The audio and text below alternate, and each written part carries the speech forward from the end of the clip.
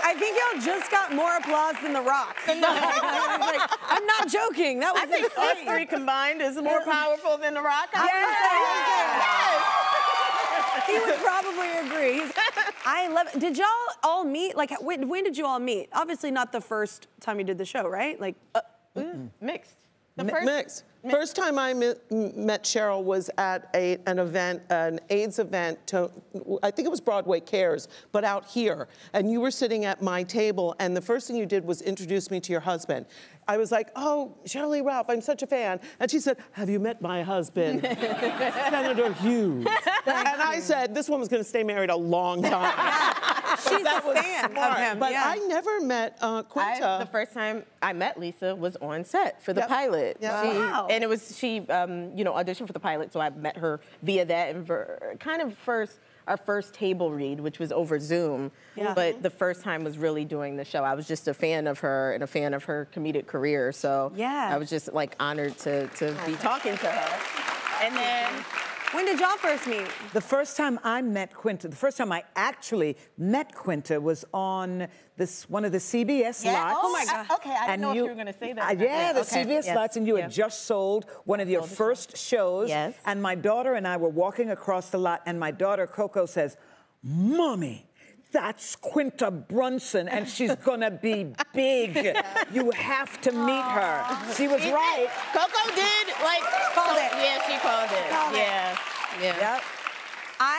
They probably caught this on camera, but when you open your mouth to speak, like, you have one of the most beautiful, like, singing voices, obviously, but talking voices, and like one of the most recognizable, like, so many memories. It's just this trip with nostalgia, like listening to you. Just when you started talking, I was like, I have no idea what you just said, because I literally went to a place like that. I was like, oh my God, your voice is just magical. She hypnoptizes you. It does. I'll sit next to her in a scene, and when she goes into this, and I'm like, my eyes turn into spirals. Like, and she'll be telling me, Sheryl will tell me a story that will be the most ridiculous story. It will be ridiculous and funny, but by the end, I'm like, I'm sorry, what did you say? It's interesting, your tones that come out of it's the vibrations from it's just like so magical, and I just really sorry, I didn't hear a damn word. I was like, sometimes when I'm at the airport, very often at the airport, people are working with their heads down, and sometimes they've had a hard day and they want to give attitude, and they'll say something, and I'll say something like, I'm sorry, what did you say? And they'll look up and they'll say, oh, Miss Ralph, how are you? No, literally, it's so recognizable. You can't go anywhere unless you're disguising your voice. Like, it's crazy cool. I just didn't even realize that was gonna hit me like that until in person, and I'm just having a moment. I love that. I'm having a moment. Because it's so funny, because I'm a singer, but I can't stand my talking voice. I haven't left a voicemail since like the 90s. I love your voice. Oh my God. We all love her speaking voice. No, you don't. Yes. All lives. Kelly, America loves your speaking voice. You've gotten me to buy so much Wayfair. My entire home. That's all because of you.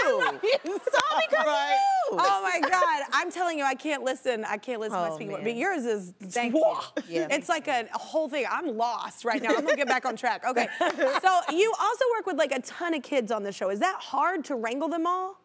I would say that no. One, I have to give credit. We have studio teachers and you have wranglers. and ADs that help keep the kids together. I do think that all of us as actors bring a really special presence to the show. The way they react to Sheryl, the way they react to Lisa entering the room. I feel like both of these women have two different energies of mom presence that the kids really respect. With me, they really do think with Janine's clothes and demeanor and where I am in character that I am their teacher. They do. They either think I'm a teacher or a big kid they need to listen to. That's right. So it's not really hard. I have to give our kids credit. They're great. They're really good. I am shocked at the way our our casting department is able to cast what I look at as the future of entertainment and TV. These kids are so smart, and so talented. Yeah. It's amazing, and they follow direction. First of all, Quinta gave an opportunity for a lot of young children of color to come and be on TV shows. That's really cool. They didn't have a career before. So it's a cool thing you're doing for a lot of young actors, writers, directors, all of the above. Thank you. And for folks like us, because we have an intergenerational show. And I love it that you have these different women of different ages all working together. I love that. It's a blessing. So, congrats on the Emmys this year. This is so exciting. So, have y'all found a place to put it, like in your house? I have not yet. I haven't even. I have not taken mine out of the box. I haven't. What are you doing? I don't know. I just don't. I don't know. What people have to realize is I am in the middle of making the show, like writing the show, producing the show. So I'm busy. So I just haven't had the time to like get to that. But wait, you don't know where you're gonna put it in your house, or? No, I don't know. Well, that's all right, because I put mine by the bed. Yes. Yes, I put it by the bed. I opened up that box and I stand it on the box, and when I wake up in the morning and I open my eyes, I'm like, yeah, it happened. I love that. I mean, everybody has told you this on the planet, but the acceptance speech, the song, the moment, the words, the meaningfulness, like it was just, thank you. It was so beautiful. Thank you. Yeah, it was really, really beautiful. I lost my mind in that moment.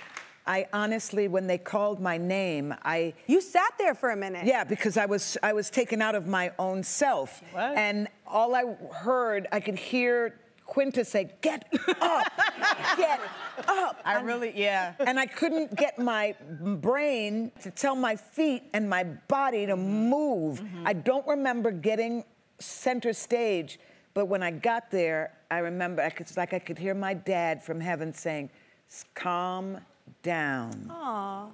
Calm down." And I exhaled. I took a moment. Everything had left my brain, and I went for what I really knew, and it was a song. I love That's how it happened. You know what's funny though is your daddy in heaven might have been calm, but who wasn't calm were your two children. I saw. Wait, we have to show. Do we have this video? Because I love this video of your kids just losing it when you win. It made me cry.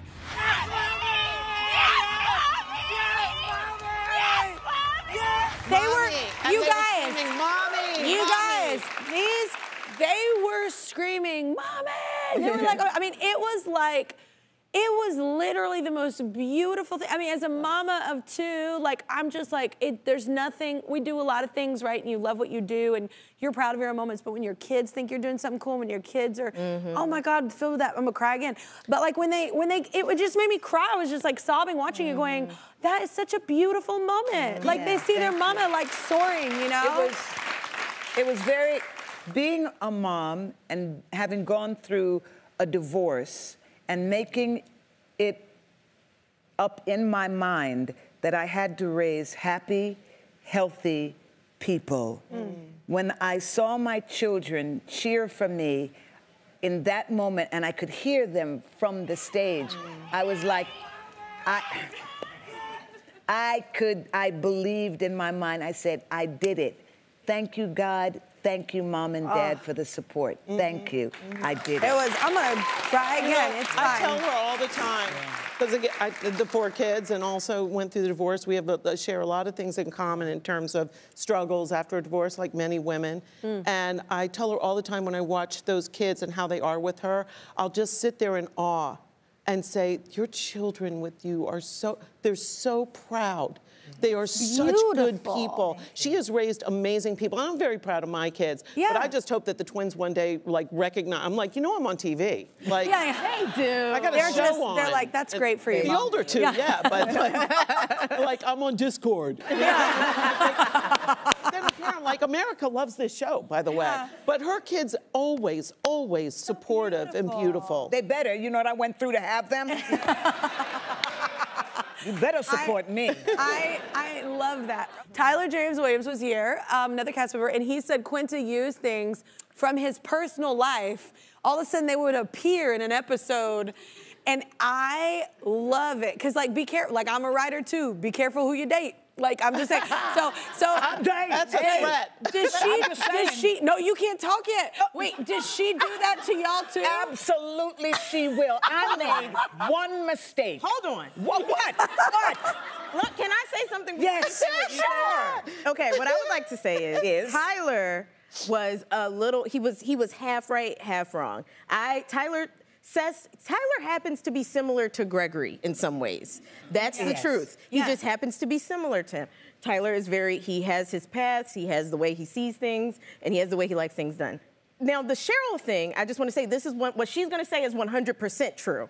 So I just want to set that up, that Tyler was half wrong, Cheryl's completely right. So go ahead. What did she do to you? Okay, so I just want to say, when you hear the name Darren Star, tell me you don't think of a 6-foot basketball player. Now, you know Darren Star sounds like a black man.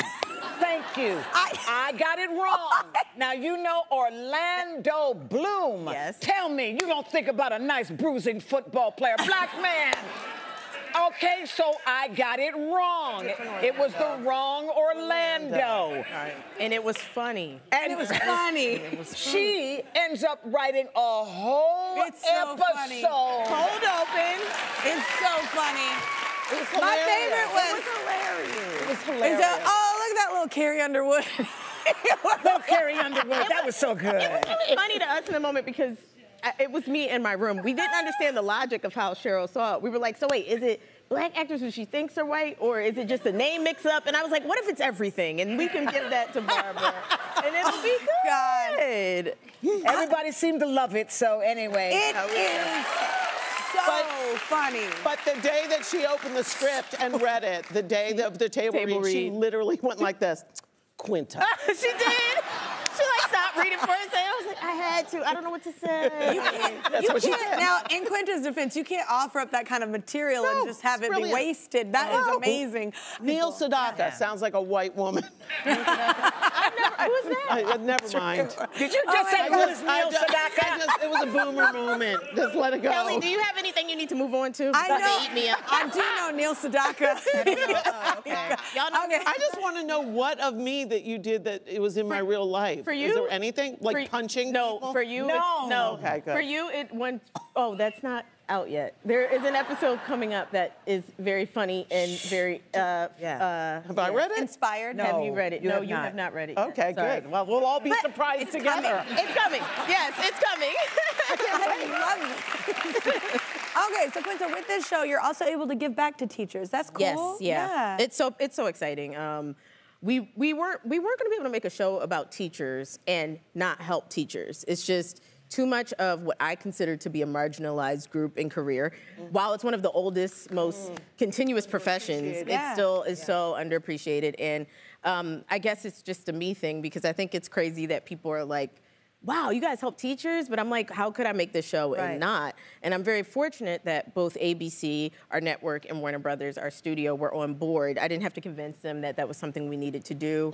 We found many different ways to do it. Our first season, we had a supply bus that ran around different cities. We did the Scholastic Book Fair. I love Scholastic Me Book too. Fair. And so this year we partnered with the water bottle company to make sure each kid had a reusable water bottle. That was super exciting. That's cool. Really, really cool. We're still giving away supplies like constantly because teachers just constantly need supplies. No, because you know what? Teachers always have to pay for them. My mom always had to pay for a bunch of her stuff. Well, and And you see I it feel now like people go on for wish lists and Well, I was ask going to things say, to the show everyone on about our it. staff, I mean, like Lisa is constantly putting out donors' choose and GoFundMes of the teachers online who reach out to us. Well, last summer when we got picked up, I just paid for everybody's donor choose. And I went, I'm going to go broke. Yeah, but and you will. But like that kind of stuff, Sheryl, you just helped raise, I think, what was it, $30,000 for the Texas, what was the school? Oh, no, Jackson State. Jackson State. $350,000. Hey! Oh my God! That's like several cars, not just one. sorry, Yeah, that's I a was lot like, of money. wow. I was No, like, yeah. but and That's now incredible. Yes. Yeah. I honestly feel that teachers are some of the most underprivileged people on the planet. Underappreciated. Underappreciated. And unappreciated. The mere fact that these are people who are spending their lives molding at the hearts and minds of our future. They're not babysitters. They are educators, and they deserve much more than we as people in our country are giving them. Yeah. Well, you know, Yeah, this came- much more. because it was an historically female profession, it's part of what we do. We undervalue women in professions quite often.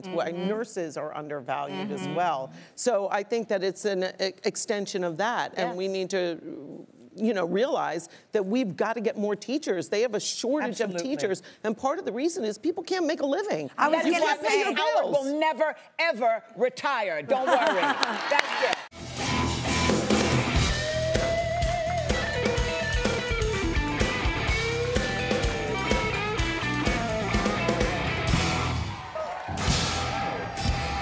Thank you guys. Y'all have a great night. I'm going home.